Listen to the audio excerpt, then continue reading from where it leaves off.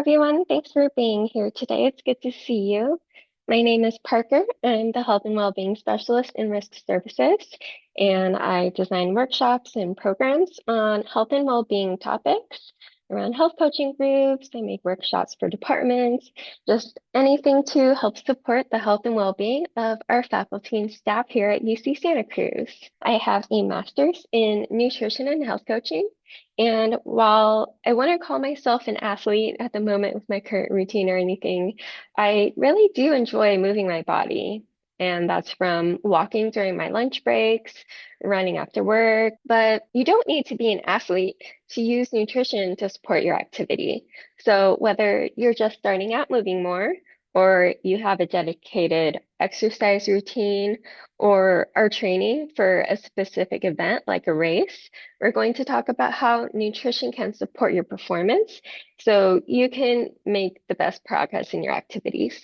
This workshop is for just about everyone. We'll cover how protein, fat, and carbs can all contribute to your movement goals.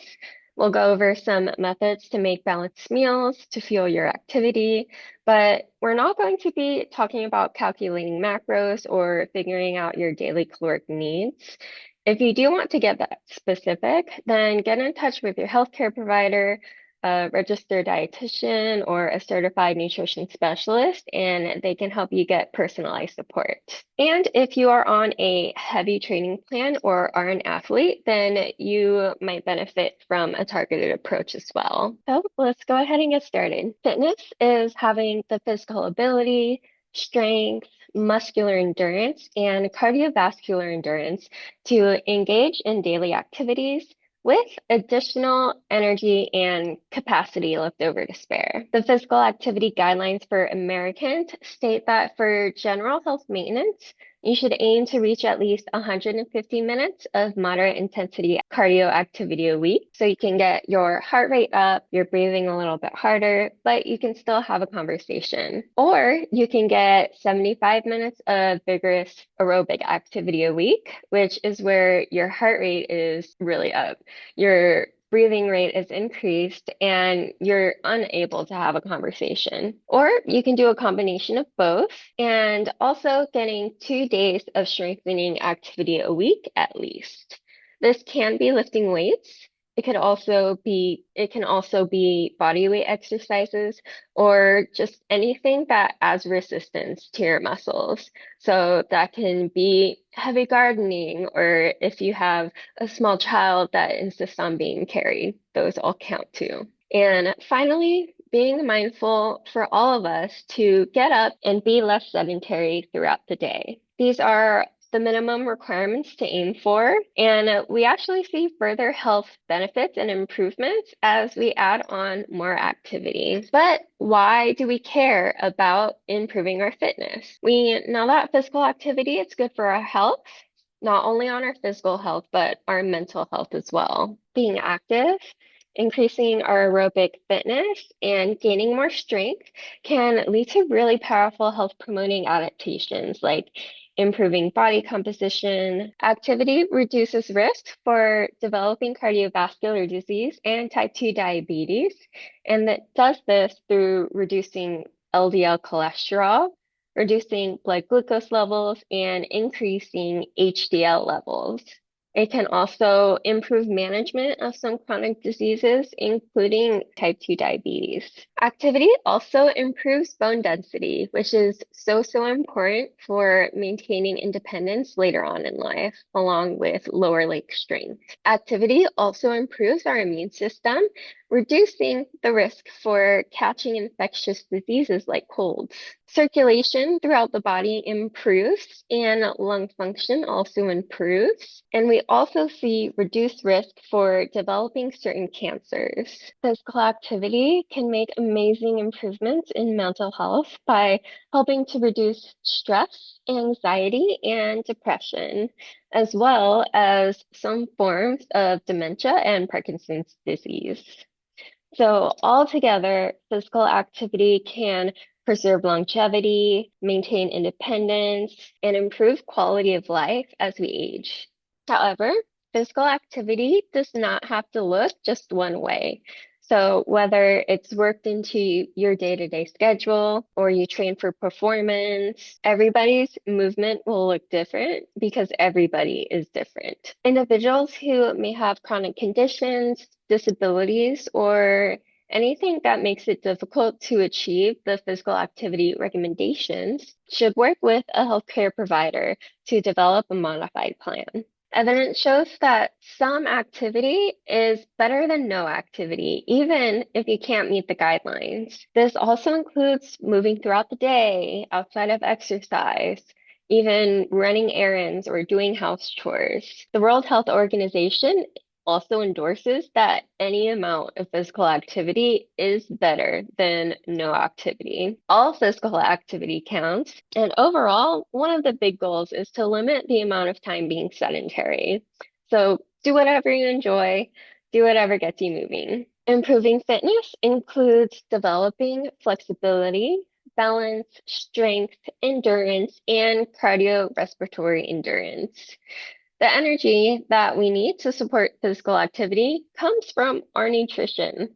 Carbohydrates and dietary fats break down for the body to use as energy, and protein is used to support muscle synthesis, but it can also be used as an energy source as well. Adequate nutrition to improve fitness supports muscle rebuilding, bone remodeling, and hormone production. The cardiovascular system grows and the heart gets stronger. There are adaptations that even help the metabolism to run better. Eating well will support performance and recovery, but we aren't going to get into specific individual recommendations because nutrition is such a nuanced topic and it really depends. Instead, what we'll do is zoom out and look at the overall eating pattern and how these different nutrients can contribute to fueling our fitness. To start with, true or false, the more protein that I eat, the better. And the answer is it really depends on you. Protein is such a trendy topic nowadays with all of this marketing stating that you need more and more protein. But overall, most Americans are getting enough protein to begin with. You might benefit from getting extra protein. When it comes to how much protein we need, it depends on a number of factors like age, activity level, and fitness goals. Protein is a priority when it comes to fitness. It breaks down into usable amino acids in the body where they're used for muscle repair, to increase our strength and endurance, and contribute to overall growth. Proteins are also a major component of enzymes for a healthy metabolism, in synthesizing hormones, in rebuilding body tissues.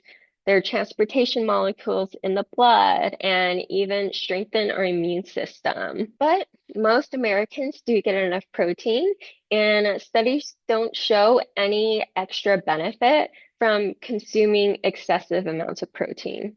And if the excess protein is not used for energy as well, then it gets converted and stored as fat. If you are at risk for kidney disease, talk to your healthcare provider before making any big changes to protein in your diet. But if eating enough protein is hard for you, a great place to start is being intentional about adding protein at breakfast, which helps with satiety. When it comes to picking proteins, what you pick definitely matters. Pick lean protein sources. Lean proteins are lower in saturated fat, which is the type of fat that can contribute to heart disease.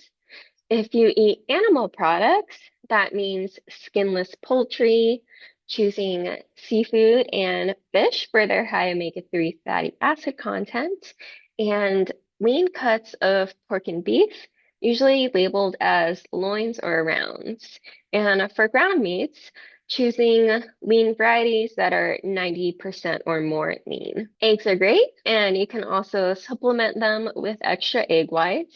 Dairy is also a great source of protein as well, but look for options that are low in fat or fat-free. Again, it's important to select proteins that are lower in saturated fats. Even for folks who are physically fit, it can still increase their risk of developing heart disease if eating high levels of saturated fat. Meats that are higher in saturated fat include processed meats, any meat where you can see the marbling, or any fat pockets, skin on poultry. If the fat is still solid at room temperature, that's a pretty good indication that it's saturated fat. Whether or not you eat meat or animal products, most of us can benefit from adding more plant-based proteins. Plant-based proteins include beans, soy, lentils, nuts, seeds, and these offer so much more than just protein alone.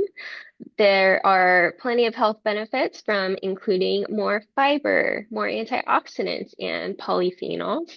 Polyphenols are plant-based compounds that provide us with a whole host of benefits.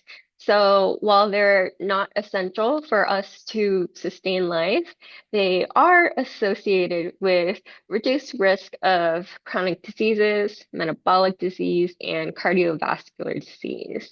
And we only get polyphenols through plant foods. But wait, you've heard that plant proteins are incomplete.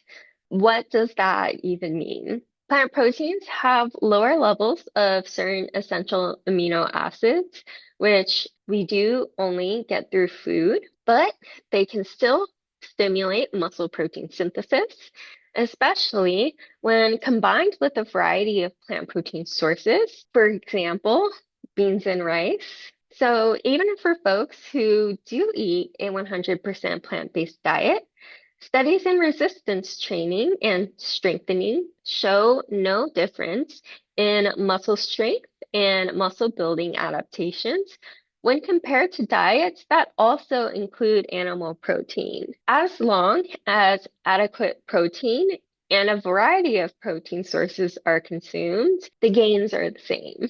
So, what does this look like on a day-to-day basis? Try adding beans to a breakfast scramble or chia seeds to your overnight oats. For lunch, you can try a chickpea salad sandwich, maybe a hummus and veggie sticks for snacks, or fruit, nut, yogurt bowls. For dinner, maybe tofu stir fry or lentil curry, or whip up a true classic Spanish rice and refried beans. Now on to healthy fats. There was a time in the past where low-fat diets were highly encouraged, but now we have more of an understanding of how important healthy fats are to our fitness and our well-being. Fats are necessary for hormone production, for fat-soluble vitamin absorption, and they also help us to stay fuller for longer. Fats are a major component of our cells, and fats are also a very important component of our brains. Our brains are mostly fat, and inadequate fat consumption can negatively affect training, performance, and even your health. Healthy fats include monounsaturated fats like olive oil and avocado oil, also in nuts and seeds. And there is so much research supporting the anti-inflammatory and health protective benefits of olive oil, which is also associated with a reduced risk of mortality in individuals with cardiovascular disease risk. Polyunsaturated fats include omega-3 fatty acids, and these are essential, so they must be consumed through the diet. And omega-3s have anti-inflammatory, immune protective, and cardiovascular supporting benefits. Research shows that higher polyunsaturated fat intakes are associated with lower risk of type 2 diabetes as well. Foods that are high in omega-3 fatty acids include fatty fish like salmon and sardines. Plant-based sources, there's flaxseed, chia seed, walnuts, and even seed oils like canola oil. Seed oils have gotten a lot of hate online in recent times, but they're actually really heart healthy, and they've been shown to lower the cholesterol levels and reduce risk of diseases, especially if they are replacing saturated fatty acid sources. You may have heard that seed oils cause inflammation in the body, and this stems from the omega-6 fatty acids, which can go down an inflammatory pathway. But clinical trials don't show an increase in inflammation or oxidative stress markers. Meanwhile, saturated fats and trans fats are inflammatory. They're typically solid at room temperature and highly associated with increased risk for heart disease and other chronic diseases. They can stick to blood vessel walls and contribute to atherosclerosis.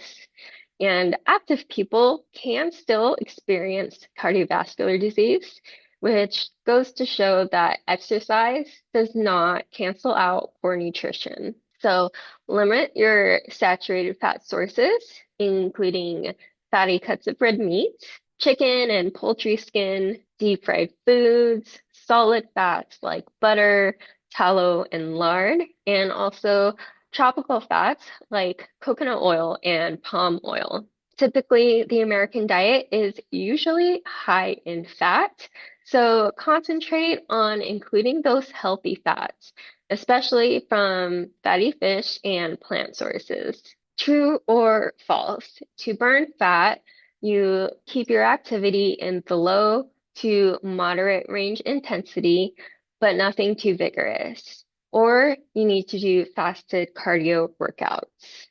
Even if you're in the fat burning zone during different activities, or you're doing fasted cardio in the morning, that doesn't describe the fuel source that your body is using at rest. Even in those times, that is not the full picture of what your body is using for energy. Utilizing fat stores and decreasing body fat percentage is a really complex process, and it depends on physical activities being done, fitness level, overall nutrition, how much protein you're getting, for instance, and even your genetics, just to name a few. Studies don't show any difference in body composition changes, whether the workout is done fasted or fed, and the results are the same when the overall food intake is controlled for. But moving your body is so beneficial to your health in so many other ways too. So I absolutely encourage you to also concentrate on how you're feeling in your body, improvements in your strength, endurance, and reflecting on your good mood. Okay, now carbs. So underrated as an energy source and have gotten quite a bad reputation nowadays. But carbs are actually your body's preferred energy source. Carbohydrate foods are your starchy foods that break down into glucose, which our body then uses for energy. The brain even uses about 20% of all the glucose your body uses in a day. Fueling your brain also means that you're fueling that mind to muscle connection, which is going to be a major contributor to help you see success in meeting your goals. We also need carbohydrates for high performance. Carbs are fast burning energy that fuels high intensity and strength-based activities. You can even do your own experiment by trying to set a personal record or doing some sort of endurance activity like a long distance bike ride without carbs. You might be able to do it, but research tells us that participants who are on a low carb diet report higher levels of fatigue and higher perceived effort. Possibly even more surprising is that prolonged carbohydrate restriction can even interfere with muscle protein synthesis. Carbs stimulate insulin release, muscle repair, recovery, and also replenish depleted glycogen stores, which are the stored glucose energy reserves that are located in your muscles and liver, which your body relies on for exercise. But the thing is, carbs are really easy to eat in excess. And there's also a really big difference in nutritional quality when you look at a cup of grapes that have sugar, but also fiber antioxidants, vitamins, and minerals, and then compare that to a cookie, which has sugar, butter, and refined flour. It's pretty energy dense with not as much nutrition. And I'm not saying that cookies are bad, but it's just to illustrate that what you select to eat matters, as well as when, how much, how often, and the reason why you're choosing what you choose. The amount of carbs that you need depend on your level of activity. Folks who are doing low to moderate intensity activities generally benefit from normal daily carb intake that comes from balanced meals and snacks. Heavier strength training and high intensity interval trainings will require more carbs to fuel those really powerful moves. And long endurance sessions like long bike rides, distance runs, these are going to require the most carbs. Sports with repeated bursts of activity like basketball or soccer, as well as those intense endurance sessions over 1 to 2 hours in length, will likely also need additional fast digesting simple carbs mid-activity.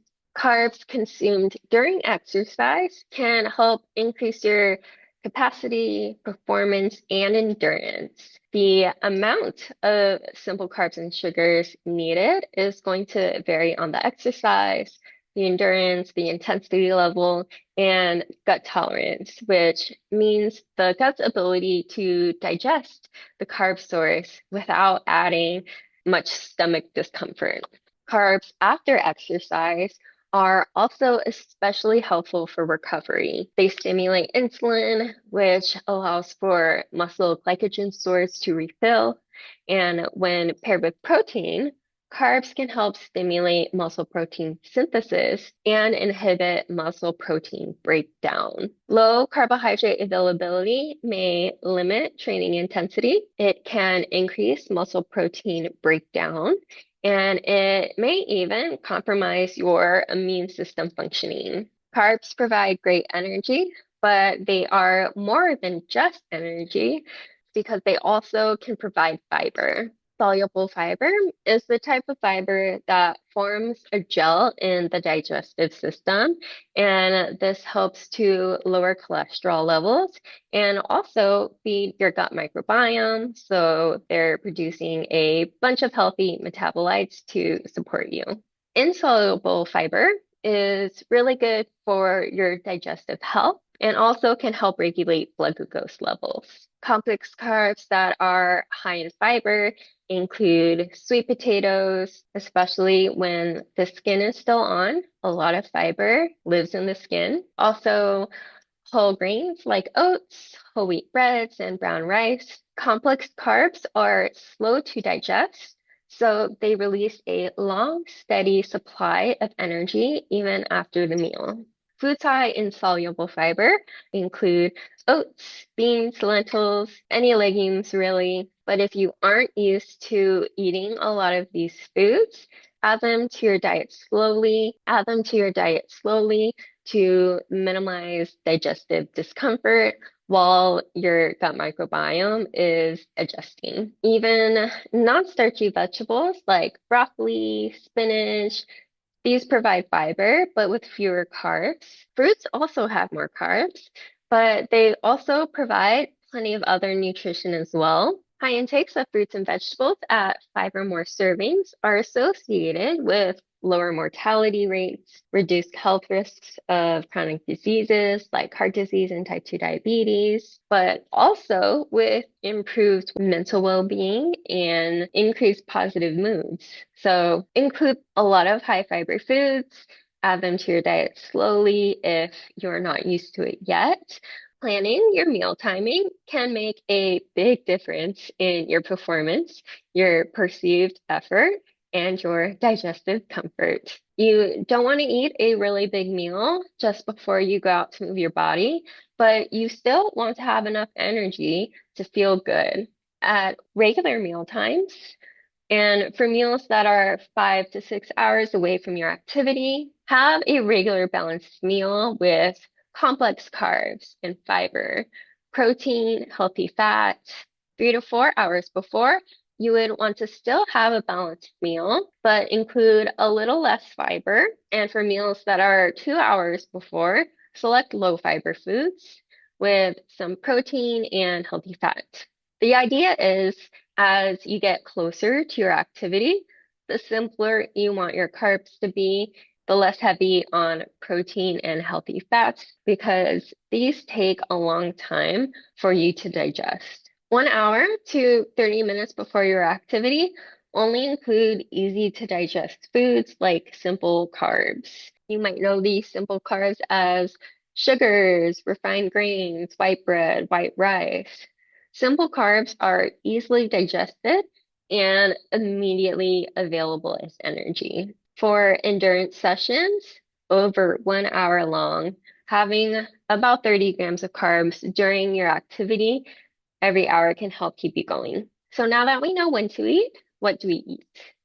Let's start out with what exactly is a balanced plate. Use this balanced plate method from the American Heart Association to help plan your meals, starting with half the plate as non-starchy vegetables and fruit, a quarter of the plate protein, and a quarter of the plate complex carbs. So for a meal, you might do some grilled salmon, baby potatoes, and steamed broccoli, or maybe adding baked chicken onto a big salad and having a side of whole wheat pasta and red sauce. This idea of treating pasta like a side rather than a main course was a really impactful perspective from a participant in our diabetes prevention program, where there is a lot of emphasis on keeping portions mindful, but also eating enough so that you stay fueled and energized. These plates will give you energy,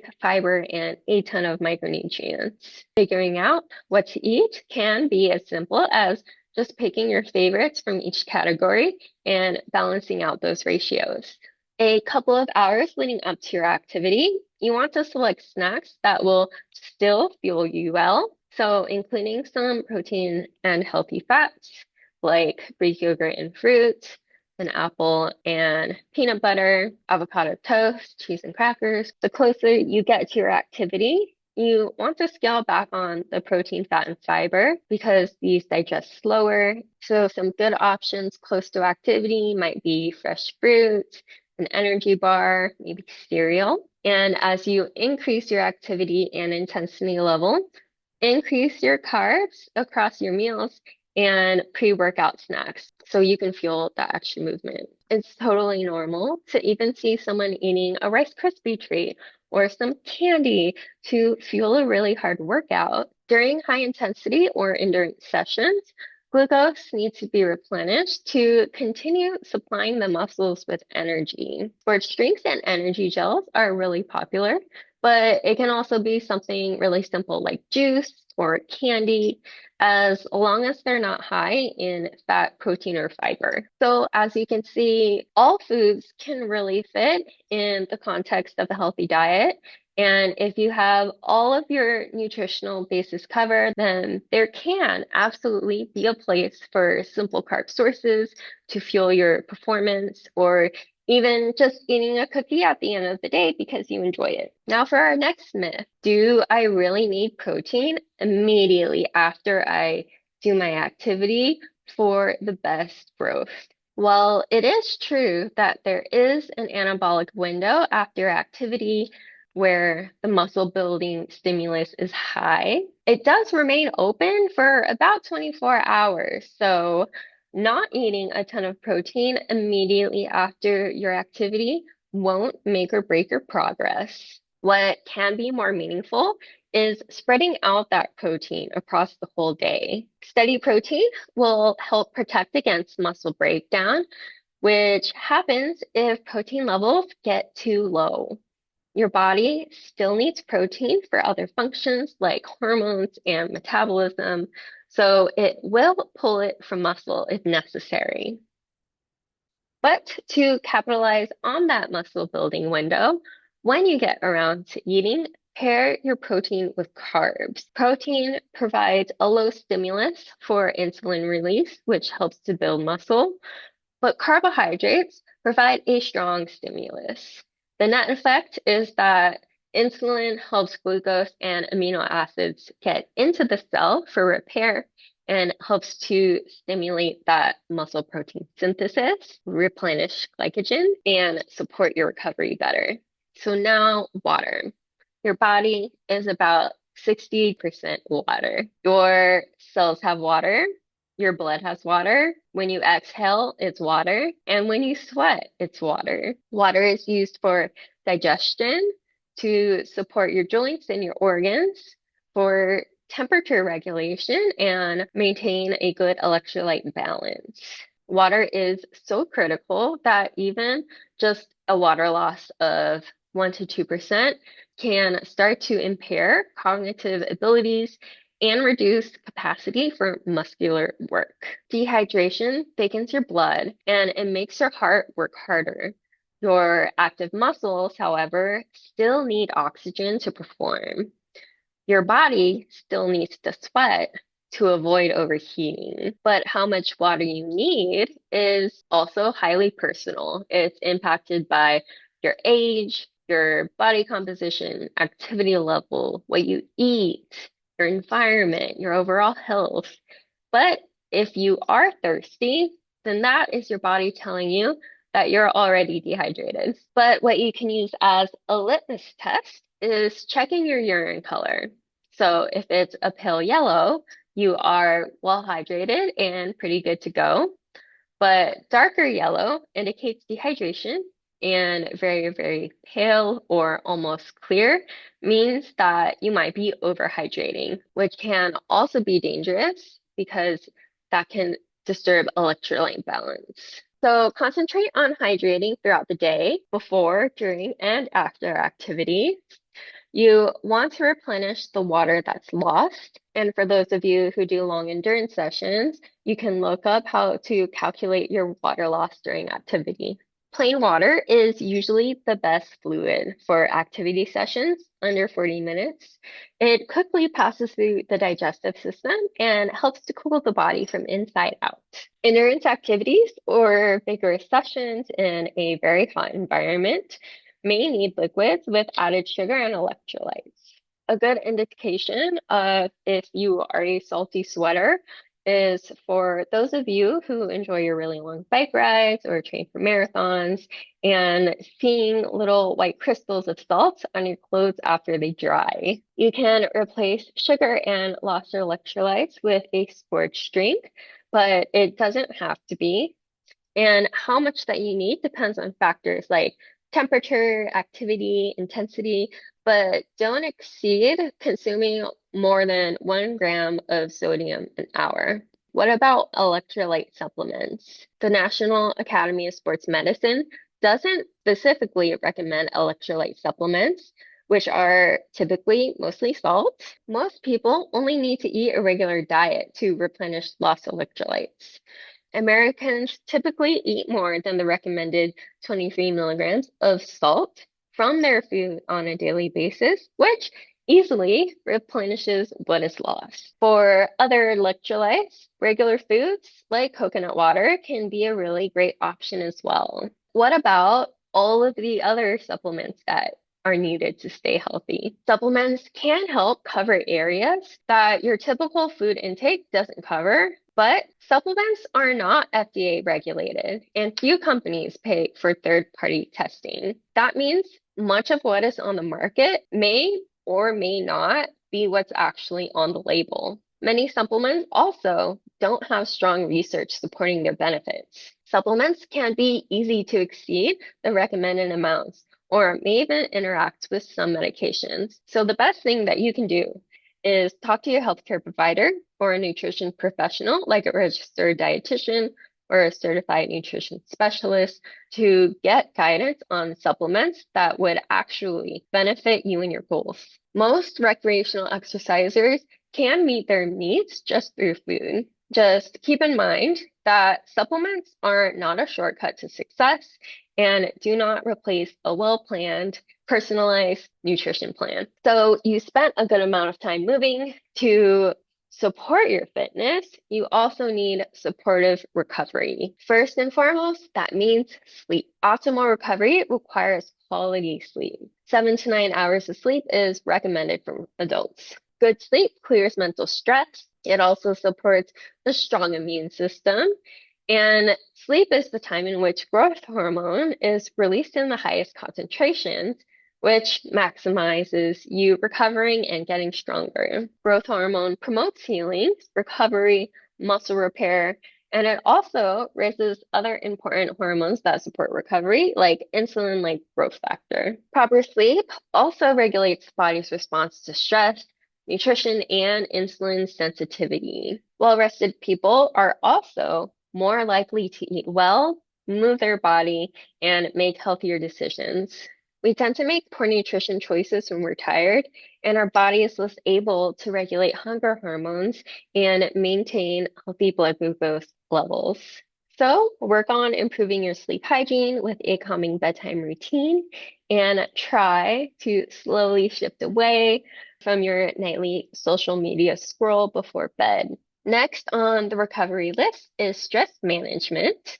Physical activity alone is such a powerful mediator of stress. And in a study of 111 healthy men and women, researchers found that people who reported at least 1 day of exercise a week had lower heart rates than non-exercisers and maintained a more positive mood after a stress test, while there was a decline in mood for the non-exercisers. Regular exercise is also associated with emotional resilience, and this indicates that movement can help us stay emotionally regulated during times of stress and help us feel more confident. We see these emotional benefits even with just 15 minutes of movement 3 times a week. Look for other spaces in your routine where you can fit in other stress management activities. You can go outside and spend time in nature, which has shown to reduce stress. This can improve your attention and reduce mental fatigue,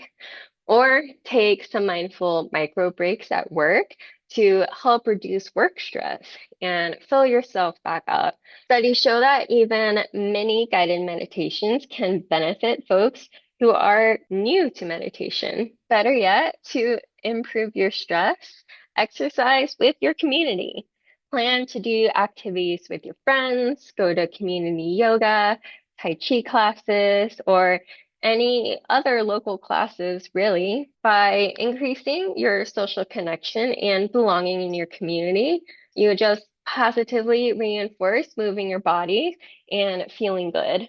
And finally, rest days are actually really important for maximal recovery. Listen to your body. If you are feeling run down, fatigued, or excessively sore, then that's an indication that you probably need rest. Taking at least one rest day a week allows your body to recover, to strengthen, and to prevent injury. With greater work comes more damage, so muscles may need more rest to fully recover. Feeling very tired, brain foggy, and sore for a long time might indicate overtraining, and overtraining can actually slow down your progress. It can lead to injury potentially because your body is not yet adapted to that level of movement. So if you do notice that, scale back so your muscles and your tendons can make those recovery adaptations so you can start working towards your goals again. Light movement like stretching and walking can still get your blood flowing on your rest days. And lastly, eat balanced and nutritious meals to fuel your recovery and stimulate maximum repair. So now it's time for you to take action and decide the one thing that you want to do. Maybe you want to drink more water so you can feel more energized. Maybe you want to add protein to your breakfast so you are better fueled. Maybe packing healthy snacks or eating a pre-workout snack, or maybe even making a time schedule for meals if you find yourself forgetting to eat until later in the day. So whatever it is, make it easy, make it small, small enough so that you can still do it on days that you don't have motivation. And remember that it's small changes that can improve your energy, your recovery, and your health. The key is to practice those small changes consistently over time. Working out doesn't overpower poor nutrition, but also one indulgent meal is not going to ruin your progress. And remember that your activity, your body, and your goals are unique. So honor your needs and do what makes sense for you. When it comes to health, the goal is not a sprint, it's a marathon. And healthy habits support your long-term health if you keep practicing them long term. Thank you for joining today. It was good to see you. Have a great afternoon and rest of your day. Bye.